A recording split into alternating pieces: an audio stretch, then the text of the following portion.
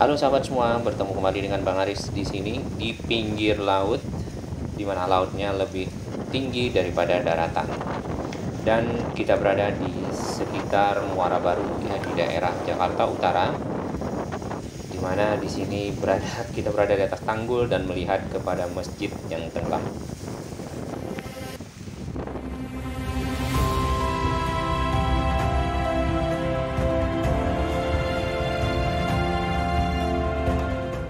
Ya, sebelumnya saya mengucapkan terima kasih banyak ya kepada teman-teman sekalian, sahabat-sahabat yang selalu mensupport channel ini agar lebih berkembang ya.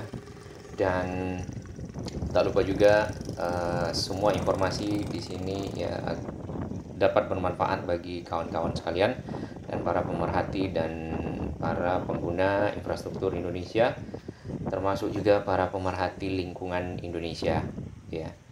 Di sore hari ini kita berada di kawasan Muara Baru ya, lebih tepatnya di area di mana sudah dikosongkan ya.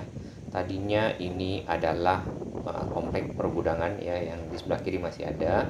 Di sini mungkin ada rumah penduduk ya yang masih kelihatan.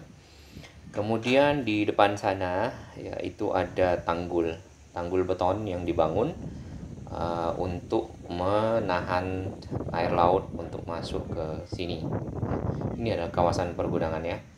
Di sini jalannya sudah dibeton cukup tinggi karena tadinya mungkin rendah ya. Kalau rendah tentunya akan tergenang oleh air. Nah, di sana adalah rumah-rumah penduduk, kemudian ini dulu mungkin bekas jalan, kemudian digenangi oleh air sehingga terkesan seperti apa namanya? Kali ya. Oke. Di situ bekas anak-anak bermain, itu kemungkinan adalah suatu lokasi mungkin gudang ya, mungkin tempat seperti itu ya. Dan menjadi tempat di mana para pebisnis menaruh produk-produknya atau barang-barang ya, barang-barang yang disimpan. Nah, seperti kita ketahui ya, Jakarta akan diprediksi itu menjadi kota yang akan tenggelam ya, katanya sih di 2050 ya. Itu perkiraan dari para ahli. Nah, di sini ya kita lihat nih gudangnya juga sudah diratakan ya. Dan ini sudah sejajar sama jalan awalnya dari gudang itu sendiri. Dari tim luar negeri sebenarnya, dari BBC, dari Fox ya, dari media lain, media asing ya, juga media lokal sudah meliput ini. Dan kebetulan kami berada di sekitar sini, sekalian kita melihat seperti apa keadaannya ya. Gudang-gudang di sini sudah ditinggalkan oleh pemiliknya, jadi tidak lagi produktif ya. Dan karena areanya memang sudah tidak layak lagi untuk dijadikan tempat penyimpanan ya, karena memang air lautnya sudah jauh lebih tinggi daripada daratan. Nah, kita lihat lebih dekat ke arah sini ya, ke arah bawah sini ya. Ini kurang lebih ini jalannya juga sudah ditinggikan ya, kurang lebih sekitar 1,5 meter ya, hampir 1,5 meter dari jalan yang di bawah itu ya, yang digenangi. Dan kita lihat tuh ada kebocoran air ya, bocoran air laut dari tanggul ya, kecil memang, lumayan menggenangi.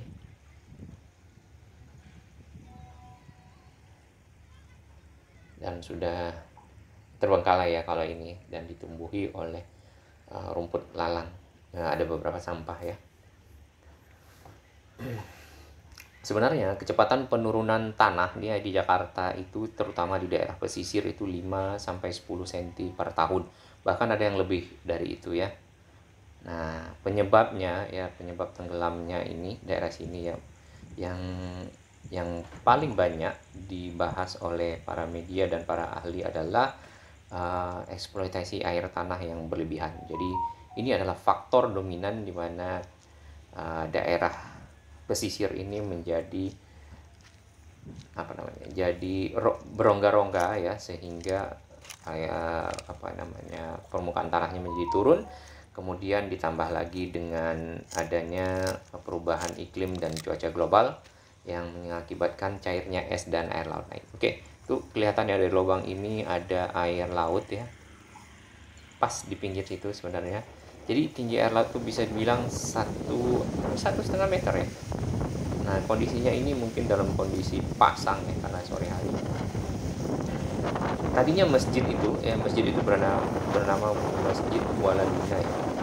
Nah, ya, tidak tenggelam ya, awalnya itu masjid tidak tenggelam, dan ada batasnya tuh ya, ada batas pinggir lautnya di sebelah sana. Kemudian kenapa Jakarta tanahnya berongga-rongga? Karena memang tadi ya ada pengambilan air tanah yang sangat banyak. Kenapa air tanah diambil? Karena memang Jakarta belum mampu mensuplai air bersih ya untuk semua kebutuhan masyarakat, dan totalnya hanya sekitar 40% yang bisa disuplai. Nah, kita lihat langsung ke arah sana ya. Dari itu memang Pemda DKI dan pemerintah ya itu sekarang mulai ketat ya, mengetatkan pembangunan gedung-gedung tinggi di Jakarta ya, karena nantinya mungkin akan menyebabkan semakin turun, tanahnya semakin turun, dan eksploitasi air jadi semakin berongga. Nah, ini di gudang yang pasang gudang bisa dibilang motor aja segitu ya, di bawahnya itu mungkin 1,5 meter, dan air sudah sampai di sekitar ban motor itu. Dari sini kita bisa lihat kapal-kapal tanker dan yang bawa kontainer, dan kapal-kapal finisi, kapal-kapal ikan ya. Nah, airnya sudah berada di sini sejajar dengan ini.